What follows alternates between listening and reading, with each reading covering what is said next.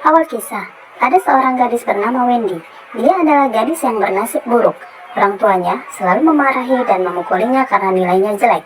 Kakaknya pun meledeknya dan berkata malu mempunyai adik bodoh seperti Wendy. Dia juga selalu dibully teman-teman sekolahnya. Suatu hari, keluarga mereka pindah rumah. Disitulah Wendy bertemu dengan Emilia. Suatu hari ketika Wendy sedang mencurahkan isi hatinya, tiba-tiba Emilia bisa berbicara dan dia ingin menghapus kesedihan Wendy dengan mengajaknya bertemu dengan keluarganya. Wendy bertemu dengan keluarga Emilia.